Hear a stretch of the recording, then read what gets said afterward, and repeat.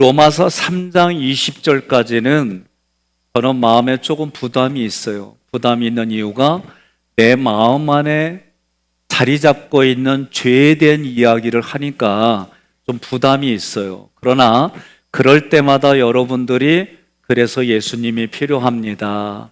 그러기 때문에 나에게 예수 그리스도가 필요합니다. 그러기 때문에 예수 그리스도의 은혜가 필요합니다. 이렇게 자꾸 여러분들이 마음으로 반응을 해야 서로 간에 이 말씀 때문에 힘들지 않아요. 제가 힘들다는 얘기는 저 안에도 이러한 죄의 덩어리들이 있어요. 없는 게 아니에요. 그러나 구원받은 사람으로 그리스도인으로 신앙인으로 살려고 고민하다 보니까 부대끼는 일들이 많이 있어요. 그래도 여러분과 저는 오늘 나에게는 예수가 필요합니다. 이 고백을 계속해야 돼요. 오늘 여러분들이 잘 입고 오셨어요. 얼굴도 잘 관리하고 오셨어요. 오늘 오실 때 얼마짜리 입고 오셨어요? 감사해요. 우리는 이래야 돼. 그런데 세상 사람들은 얼마짜리야? 아니, 세상 사람들은 그렇게 말 안 해요. 얼마짜리, 50만 원짜리, 20만 원짜리. 그러면 사람들은 대부분 나보다 좋은 거 입으면 마음을 상해해. 예? 나보다 잘 나가면 우울해해. 그런데 나보다 못 나가면 우쭐거려. 이게 우리들 마음의 심리가 그래요. 그런데 여러분과 제가 어떤 상황이 됐든 당신은 얼마짜리요? 물어보면 나는 예수짜리요. 당신은 얼마짜리 타고 다녀? 예수짜리 타고 다녀? 당신은 그냥 무조건 예수짜리예요. 우리는. 그러면 마음이 불편하지 않아요. 그러니까 내가 지금 살아가는 삶의 자리에 보이지 않는 하나님을 내 마음의 주인으로 모시고 살아갈 때, 그러면 오늘 제목이 예수 그리스도의 마음을 품으라는 거예요. 그리스도 예수의 마음을 품어라. 결론적으로 어떻게 해야 될까? 그건 간단해요. 어떤 상황이 됐든지 간에 하나님이 하신 말씀을 내가 자꾸 의도적으로 연결을 시키는 거예요. 그것만이 여러분과 제가 사는 거예요. 왜냐? 저도 잠자기 전에 5만 가지 생각을 하다 자요. 여러분은 안 그러세요? 저는 누구를 만나기 전에 가만히 있으면 별의별 생각과 감정들이 올라와요. 그러면 그렇게 하다 보면 기분 좋은 생각과 감정을 붙들면 내가 좋아지고, 내가 마음에 불편한 생각과 감정을 붙들면 얼굴이 우울해져요. 그래서 얼굴이라고 하는 거는 영혼의 꼴, 그런 의미로 얼꼴이라는 단어에서 얼굴이라고 온 거예요.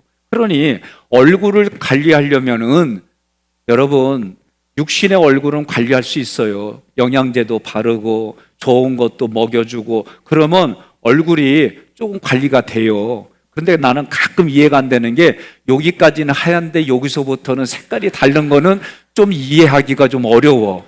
예? 예. 근데 여러분, 육신만 관리하는 게 아니라 마음도 관리하는 방법은 성경의 말씀대로 내가 살려고 몸부림치면 마음 관리가 돼요. 여기에 저는 심리학으로 여러분들에게 좀 더 그거를 시간을 좀 줄여주고, 그래서 내가 훈련을 받아가지고 내가 살아가는 가정, 내가 살아가는 삶의 자리에 하나님이 말씀하신 천국의 삶이 되기를 소망하는 거예요. 그래서 어린아이부터 어른에 이르기까지 마음을 표현할 때 흰 도화지와 같다라고 어느 심리학자는 얘기해요.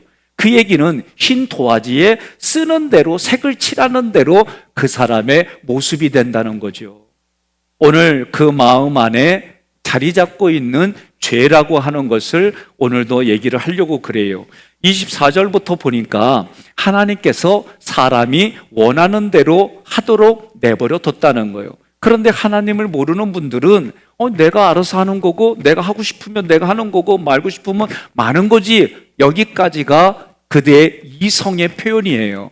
그러나 사람이 영이 있기 때문에 성경은 그 영의 세계에 하나님이 그 사람을 어디에 내버려뒀냐면 더러움에 내버려뒀어요. 왜? 하나님을 거절하니까. 그래, 그럼 네 혼자 살아. 네가 한번 살아봐. 그게 더러움에 내버려뒀다 그 얘기요. 26절로 27절에 하나님께서 사람을 자연 법칙에 반하는 부끄러운 욕심에 내버려뒀어요. 조금 전에 영상에서 부끄러운 욕심이 뭐요? 내가 나쁜 짓 안 하려고 해도 거절할 수가 없는 마음이 됐어요. 그거를 우리는 심리학으로 중독이라는 단어를 써요. 예? 유명한 얘기가 있잖아요. 내가 다시는 도박을 안 해야지. 그래서 오른손목을 끊었어. 근데 또 해가지고 이쪽도 끊었어. 그러면 이제 할 게 없잖아? 발가락으로 하고 있대. 이게 사람의 모습이에요. 그러니까 우리가 의지를 가지고 내가 신념을 가지고 하지만 그러나 어느 순간에 육체도 내 생각대로 되지 아니하고 내 마음도 내 생각대로 되지 아니하는 그런 시간들을 사람들은 겪게 돼 있어요.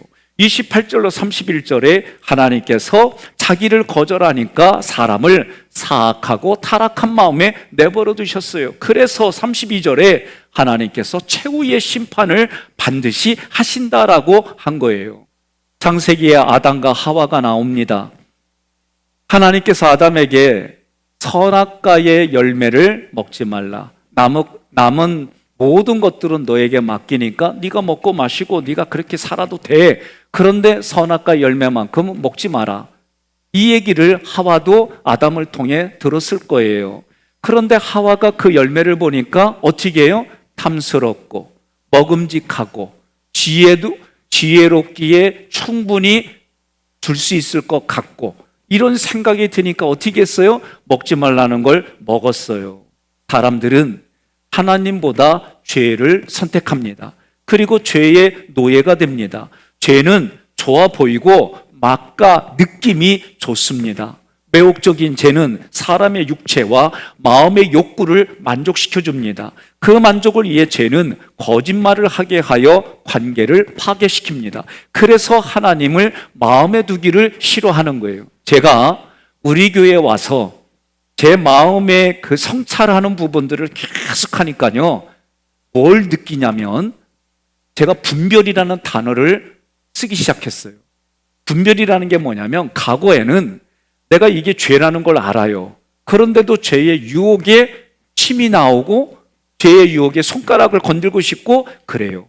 그런데 네 마음의 저녁에 계속 성찰하는 일기를 쓰고, 그러니까 내가 마음으로 그 상황을 만들어서 다시 시뮬레이션으로 돌리는 거예요. 그래서 내가 그렇게 실수했던 거를 안 하려고 의도적으로 하다 보고, 또 감정이 내가 마음에 안 들어서 하나님, 제가 이렇게까지 표현했잖아요.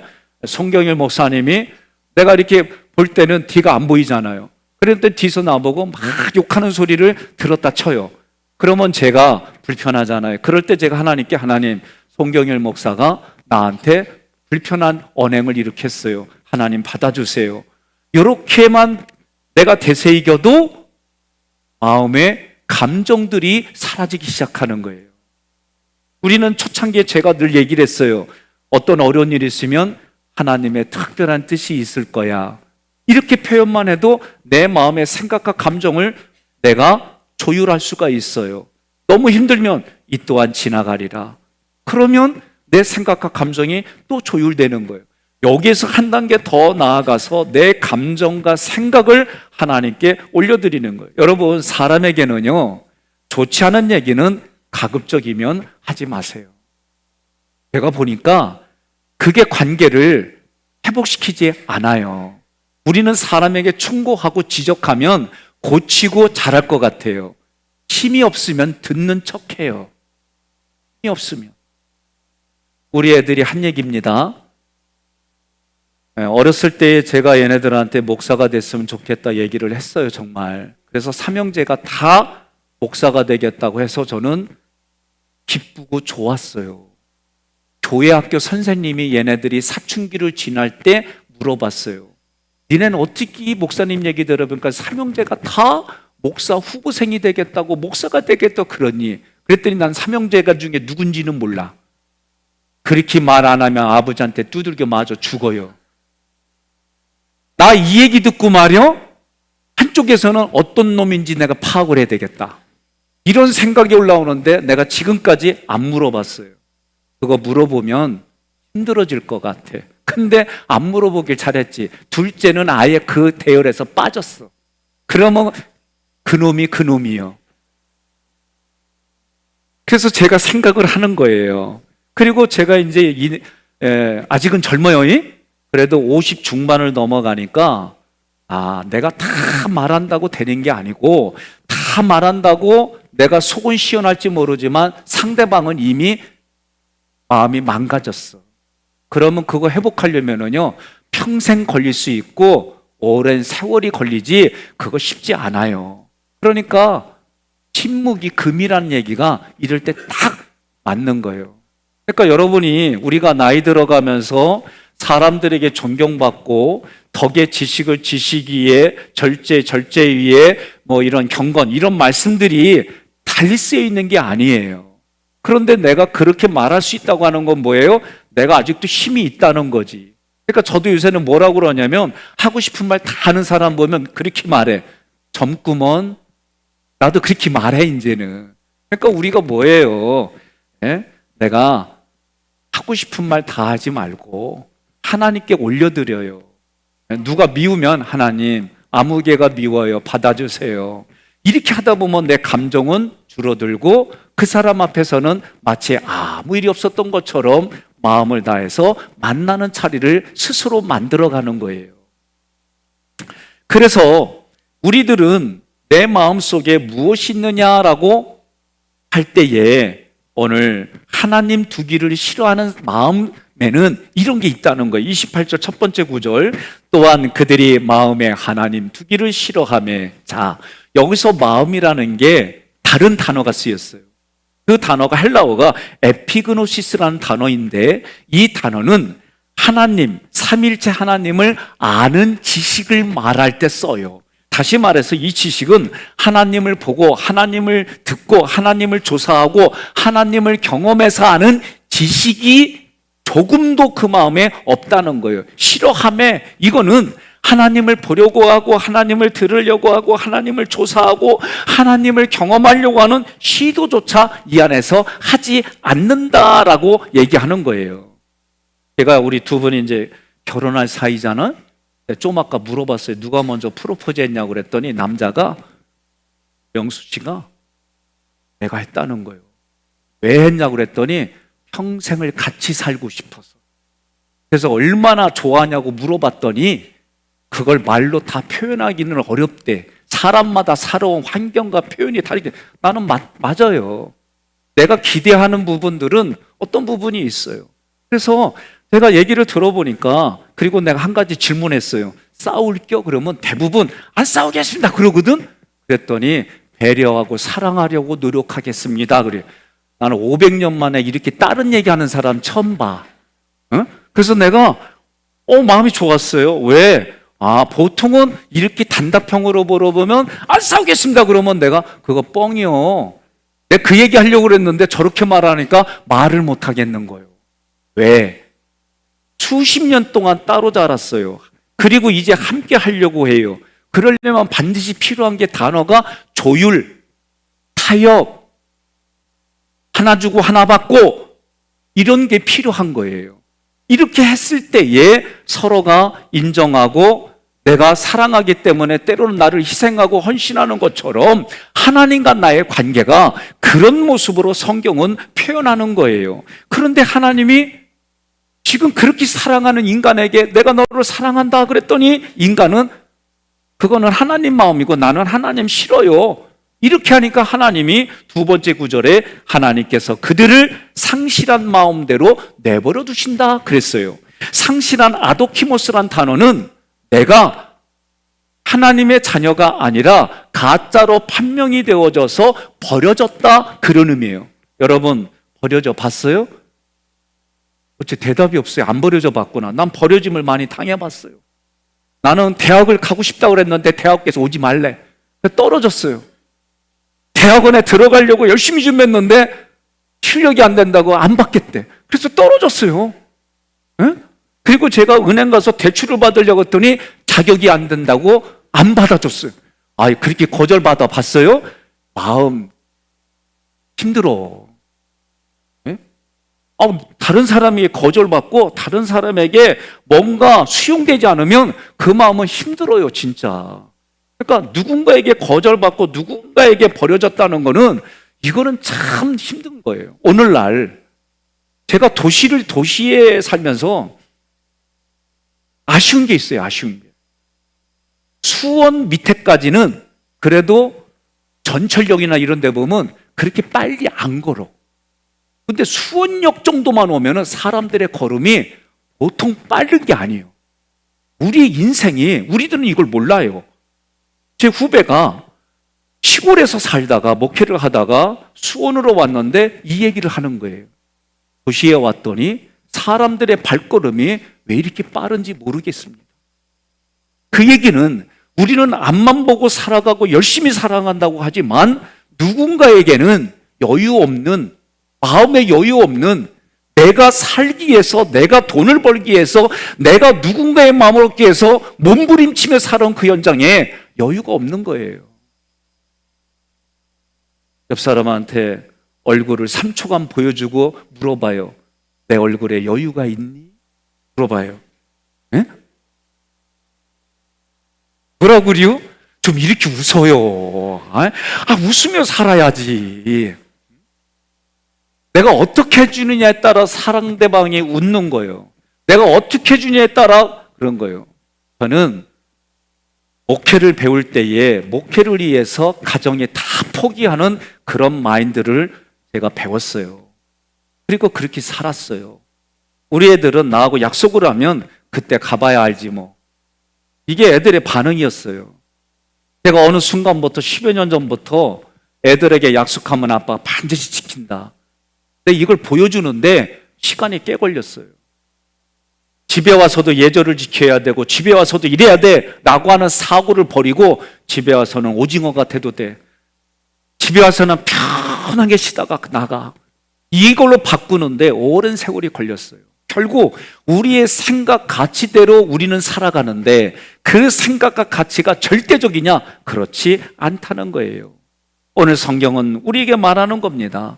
눈에 보이지 않는 하나님을 내 마음에 두지 아니하니까 내버려뒀다. 상실한 마음대로 내버려뒀다는 얘기를 여기서 내버려두다 파라디도미는 거룩한 가르침을 전달하다 넘겨주다는 뜻인데 문맥으로 보면 하나님의 거룩한 가르침이 뭐냐? 그건 심판이에요. 세 번째 구절, 합당하지 못한 일을 하게 하셨으니 합당하지 못한 일이 뭐냐? 하나님께 심판받을 일이에요. 그러나 예수 믿는 사람들에게는 그 자리가 뭐예요? 시상식장이에요. 예수를 그리스도로 내가 마음으로 믿어서 고백하는 사람들마다 하나님 나라에 들어가는 방법은 예수를 믿는 믿음으로 들어가는 것이고 그 나라가 여기 있다 저기 있다 죽어서만 가는 나라가 아니라 예수님은 지금 너희 마음 안에 하나님의 나라가 임했다라고 선언하는 거예요. 내가 눈으로 보고 우리가 과학도 상식적으로 말하는 과학도 그게 진리가 되려면 100이면 100다 실험을 해야 돼요. 그러나 표본으로 몇 가지만 실험을 해서 얘기하는 거예요. 이럴 것이다 라고 얘기하는 거예요. 아직 안 끝났다고 전해주시면 돼요. 타락한 문화 속에서 깊이 빠져있는 사람들마다 하나님의 심판을 향해 전속력으로 달려가는 거예요. 세상에서는 심판을 향해 질주하는 사람을 막아줄 수 있는 그 어떤 존재도 장치도 존재하지 않아요. 오직 예수 그리스도만이 심판으로 달려가는 우리를 막아주시고 나의 방향을 틀어주시고 보호해 주시는 줄 믿으시기를 바랍니다. 29절부터 31절은 하나님으로부터 오는 충만이 아니에요. 마귀가 주는 충만이에요. 이 문장을 찾아보면 원문에는 헬라어는 맨 앞에 쓰여 있는 것을 강조하는 거예요.